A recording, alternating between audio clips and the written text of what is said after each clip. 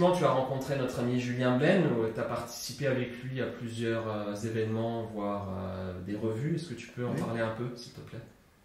Mais moi j'étais au départ matheux, et donc j'ai enseigné en maths. D'abord à la faculté d'Orléans, puis après ça au départ à Paris 8. Et à Paris j'ai réussi à me débarrasser des maths pour faire autre chose. Mais donc étudiant en maths en même temps, j'étais venu à Paris pour. Je suis originaire de Reims. Donc j'étais venu à Paris pour voir ou entendre un peu autre chose. Et donc j'ai surtout fréquenté les galeries, les, les salles de concert, etc.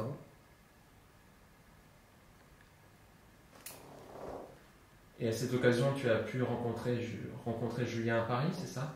Oui, oui, bien sûr. À l'époque, il était à Paris. Il habitait pas très loin de chez moi.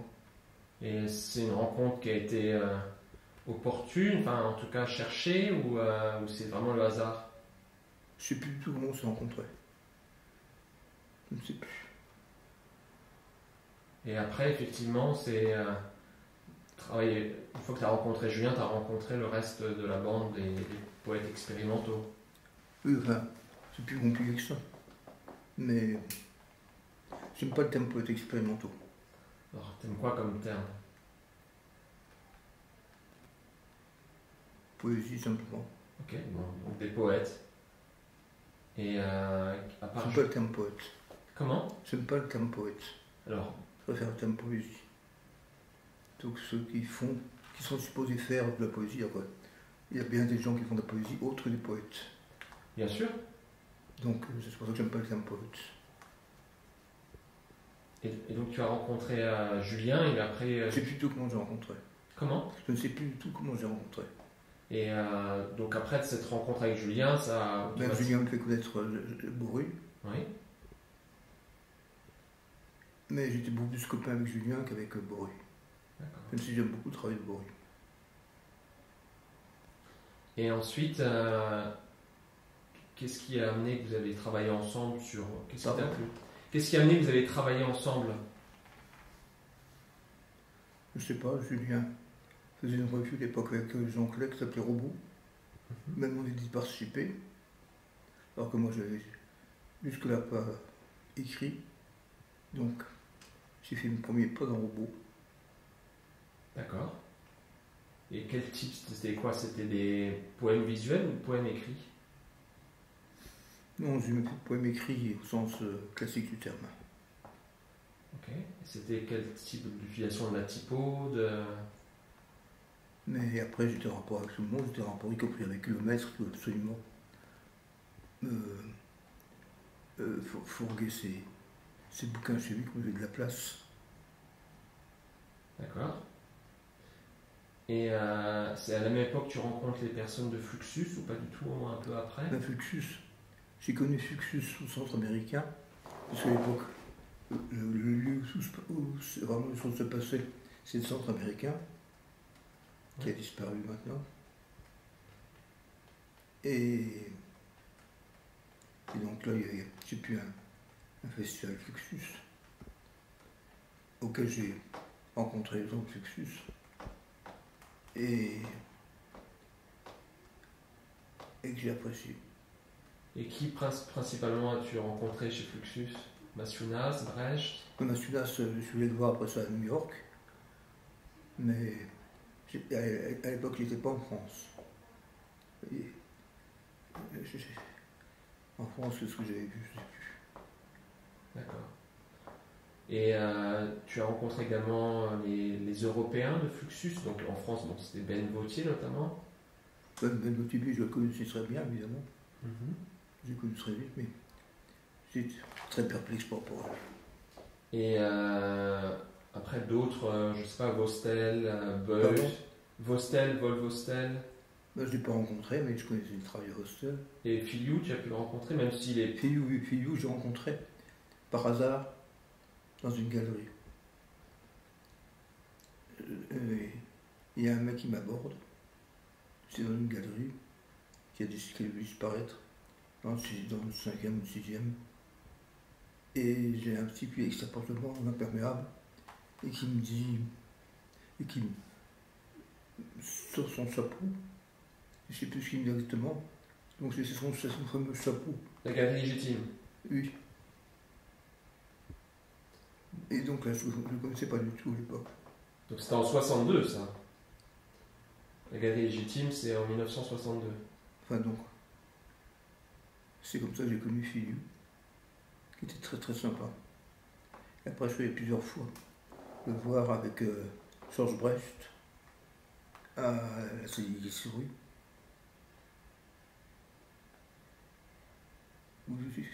Quand on voulait les voir, il fallait chercher dans tous les troquets. Donc ils étaient toujours attablés dans un troquet. D'accord. Et qu'est-ce que tu as, toi, produit ensuite, effectivement, avec Julien, dans les revues, dans la création d'un festival permanent On n'a pas fait tellement de travail ensemble, on a collaboré des choses ensemble, mais on n'a pas fait tellement de collaboration directement. Et ton travail personnel, après, par rapport à la poésie, a continué ou tu évites de te détourner vers autre chose? La poésie. Le problème, justement, c'est que je ne sais pas exactement, je ne connais pas la revue là, pour laquelle tu travailles, mais le titre c'est intéressant, j'aime bien le titre, Poésie pas morte. Oui, oui. Puisqu'effectivement, c'est un des problèmes que je me pose, c'est je pense pas que l'art, même si j'avais changé d'avis là-dessus, je ne sais pas toujours pensé ça, mais aujourd'hui je ne pense pas que l'art ait mis fin à tous les arts. Je pense que la poésie peut rester vivante, très vivante même, et que bien d'autres arts peuvent rester vivants, et tout n'est pas avalé par l'art avec un grand art, comme on tend de penser, depuis le ready-made. Oui. Et tu as effectivement ton travail de méta-art, tu peux en parler un peu plus? Dans le méta-art, il y a le thème art dedans, oui. Et pas le thème poésie. Même si je fais de la poésie sous le nom de méta-art. Mais à l'époque, je pensais que l'art était en train de mourir et que la poésie elle-même était en train de mourir. Et donc méta-art, c'était quelque chose, c'était un substitut à ce qui est en train de mourir, c'est l'art ou la poésie. Et est-ce que c'est en rapport ou pas du tout avec la métapoésie de notre ami Dick Higgins? De Dick Higgins? Non. Donc Higgins, j'ai rencontré aussi à New York, mais à l'époque je ne sais pas Dick Higgins. J'ai connu à New York, je connaissais ses bouquins, mais je l'ai connu personnellement à New York.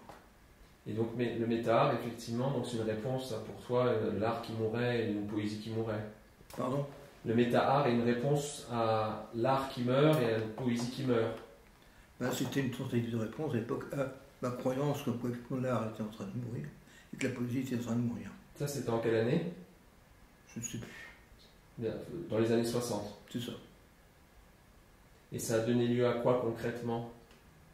Effectivement, au-delà de ce concept en production plastique ou... Ça a donné lieu au bouquin que j'ai sorti aux collaborations que j'ai faites pour Approche. Oui. Pour la revue Approche, oui. Comme là où il y a le petit disque. Oui. Normalement, tout ça devait être publié à part, mais finalement, l'édition à part n'est jamais parue, à ma connaissance, puisqu'il se sent plus assommé et tout a voulu en éclat.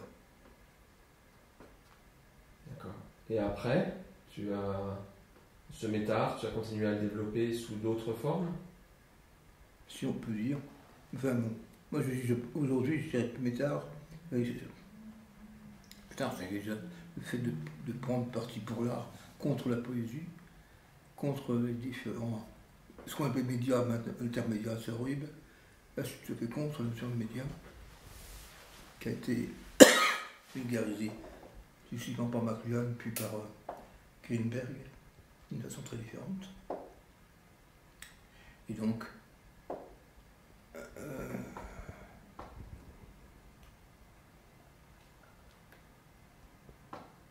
sais plus ce que je disais. Non, tu parlais effectivement sur la vulgarisation de l'art, effectivement l'utilisation. Tu voulais définir le méta-art. Pour toi, quelle était la définition? Le méta-art, c'était ce qui venait au-delà de l'art. C'est méta au sens de après, en même temps qu'au sens de qui parle de. D'accord. Et ensuite, effectivement, ton travail autour des performances, actions, c'est inscrit plutôt dans ta rencontre avec Fluxus ou pas du tout? Ça peut être aussi rencontré avec Glenn. Oui. Il y a plein de filles qui se sont croisées, quoi. D'accord. Comme c'est normal.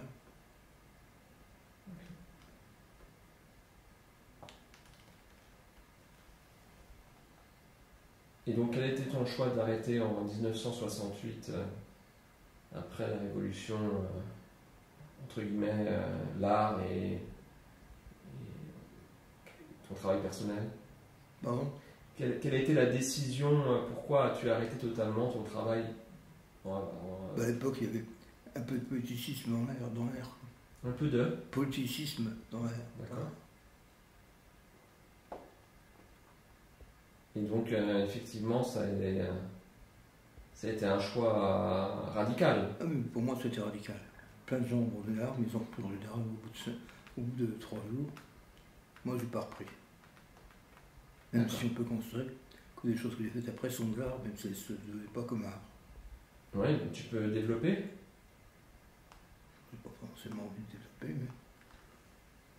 Non, ok, parfait.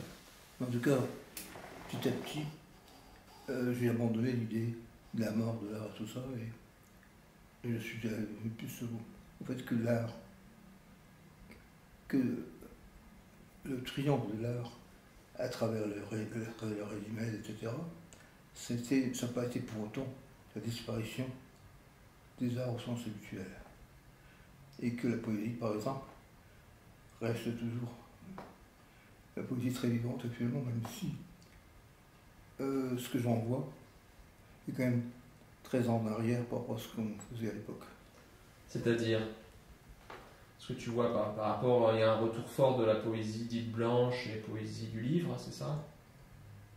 Ben oui. Sauf que la poésie, à l'époque, était plus... Enfin, moi, m'intéressait plus ce que je vois maintenant. T'es plus novatrice? Oui.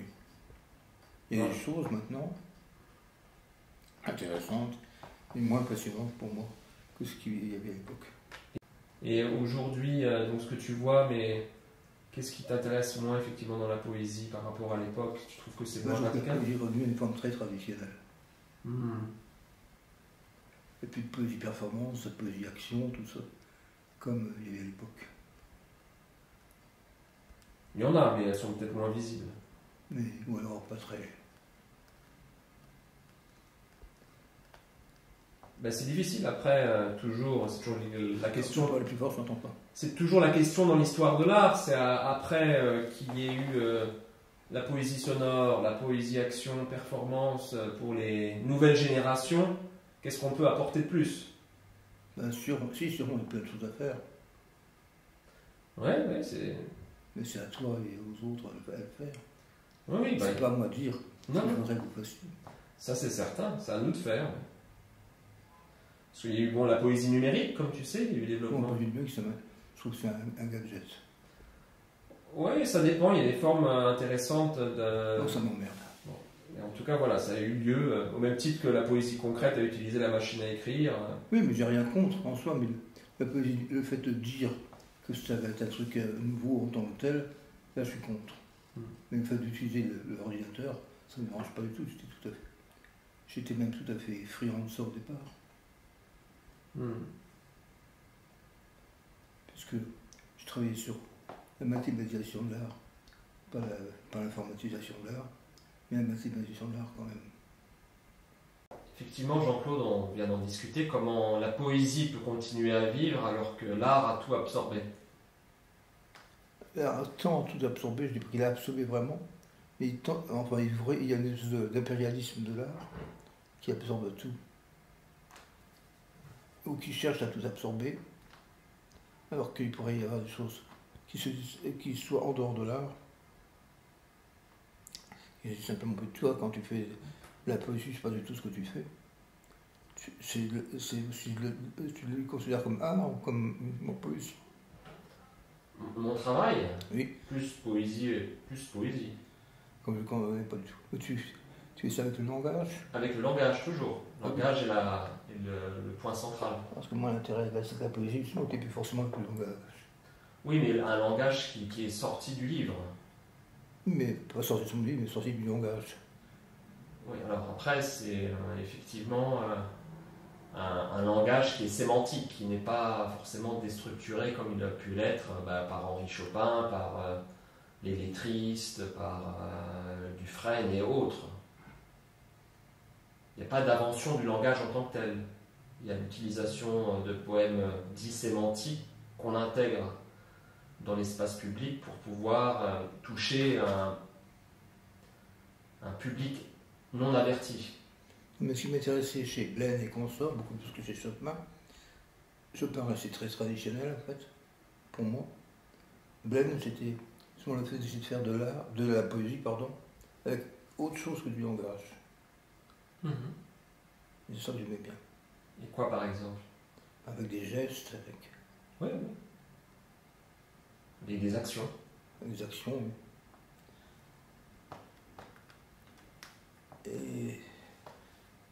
Et ça, j'ai l'impression qu'il y a plus tellement de gens qui travaillent là-dessus. Il y a quand même pas mal de gens qui travaillent là-dessus, oui. Si. Parce que je vois, à part comme poésie, c'est toujours des gens qui travaillent avec le langage. J'ai rien contre le langage, j'ai travaillé sur le langage, mais je pense que l'intérêt de ma génération, c'était d'essayer de faire de la poésie, pas seulement avec le langage.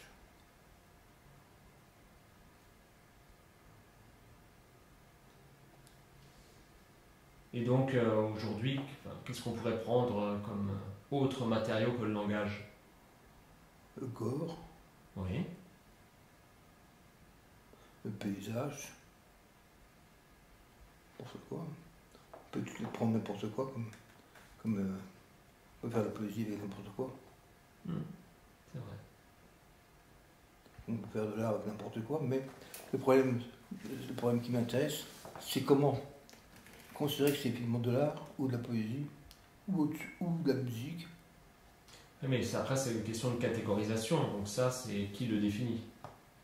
Non, c'est pas défini d'avance, justement. Non, mais c'est pour ça, c'est souvent d'autres personnes qui te disent « Oh, ben ça, c'est de la poésie ou pas ». Les choses qui vont être reçues comme poésie ou comme art ou comme musique. Par exemple, Esther Ferrer, qui je connais bien, se dit pas poète, mais elle travaille, on peut dire son travail de geste, oui, bien sûr, d'action et de la poésie. Oui. Mais elle se dit pas poète. Non. Dans le sens du langage. Mais, justement, la poésie, aujourd'hui, c'est pas depuis notre génération. Je pense que la poésie, et je pense que Blaine là-dessus est beaucoup plus important que Chopin. Chopin, ça reste quand même toujours le langage, malgré tout.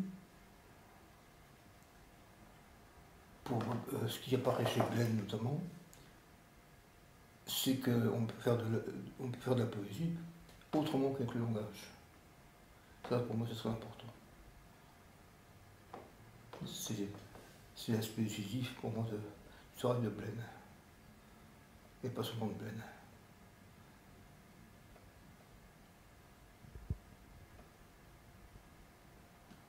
Alors pour toi, effectivement, Jean-Claude, la poésie n'est plus une question de médias. N'est pas une question de médias. N'est pas une question de médias. Alors c'est une question de quoi? C'est une question de ce qui est ressenti comme tel. Mais c'est ce qu'on disait, si ressenti, t'es aussi formaté dans un... Non, c'est pas forcément formaté. C'est ce qui est ressenti sans être formaté. Ressenti, mais pas directement, tout de suite, estampillé poésie. Oui, je suis d'accord. Et qui n'est pas lié au langage. Donc. Il peut y avoir du langage dedans, mais c'est pas Le langage, ça peut un rôle fondamental. Et donc, tu as des exemples que tu as pu voir par le passé, que tu mentionnais. C'est Julien Blaine, par exemple, Ouais. dans les classiques. Et donc, c'était par notamment ses performances, ses actions. C'est ça. Et je faisais des choses dans le même genre. Toi, tu faisais des choses dans le même genre? Ouais.